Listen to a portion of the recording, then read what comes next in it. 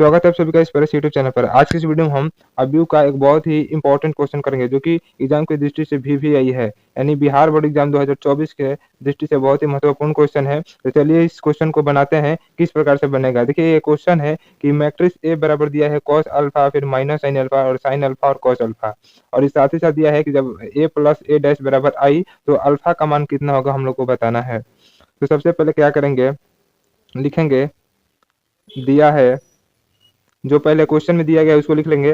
तो matrix of ए यानी अबीयू ए बराबर दिया है cos alpha minus sine alpha और फिर साइन अल्फा और फिर कॉस अल्फा, और ये भी दिया गया है कि ए प्लस ए डैश बराबर एकांक अबीयू जिसको आई से डिनोट करते हैं। तो देखिए सबसे पहले क्या करेंगे, हम निकालेंगे ए डैश निकालेंगे। ए डैश का मतलब होता है ए का सहखंड या ए का ट्रांसपोज इंग्लिश में बोला जाता है। तो ए का मैट्रिक्स ए का ट्रांसपोज निकालेंगे। ट्रांसपोज निकालने के लिए आपको मालूम है कि रो को कॉलम बनाया जाता है। रो को कॉलम बनाते हैं।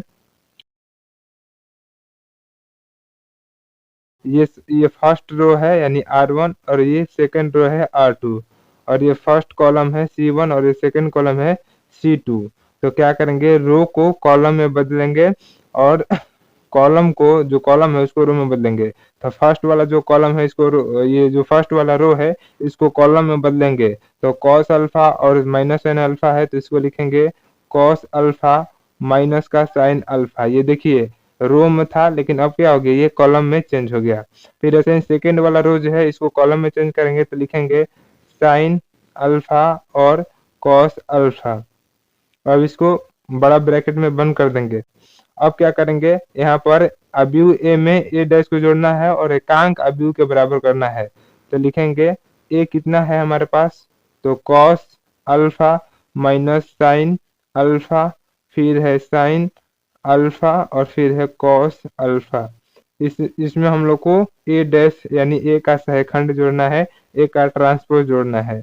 तो ट्रांसपोज कितना आया है, कॉस अल्फा, फिर है साइन अल्फा, फिर है माइनस साइन अल्फा और फिर है कॉस अल्फा, और इसको एकांक अबीयू जिसको आई से डिनोट करते हैं उसके बराबर करना है। ठीक है, यहाँ तक उम्मीद करता हूँ कि आपको समझ में आया होगा।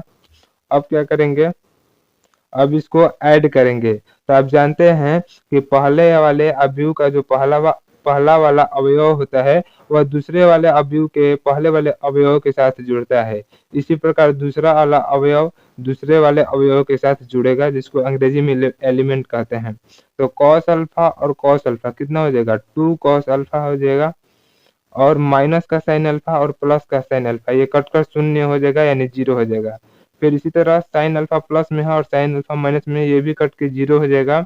और फिर कॉस अल्फा और कॉस अल्फा 2 कॉस अल्फा हो जाएगा, 2 कॉस अल्फा।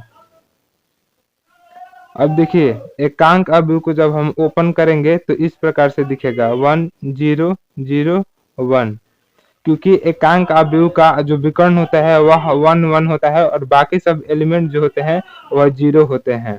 अब आपको अवयव का गुणधर्म पता होगा कि जो जब दो अवयव बराबर होते हैं तो उनका जो अवयव होते हैं वो आपस में भी बराबर होते हैं, यानी पहला वाला अवयव दूसरे वाले अवयव के पहले वाले अवयव के बराबर होता है, और इसी प्रकार दूसरा वाला अवयव दूसरे वाले अवयव के दूसरे वाले अवयव के साथ बराबर होता है।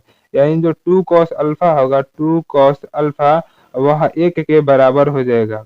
ठीक है, अब यहाँ पर देखिए cos अल्फा लिखेंगे और जो दो मल्टीप्लाई में है बराबर के इधर आएगा तो वो बटा में हो जाएगा, यानी 1 बटा में 2 हो जाएगा, भागा में हो जाएगा। अब देखिए 1 बटा 2 cos कितना डिग्री का मान होता है, तो cos 60 डिग्री का 1 बटा 2 मान होता है।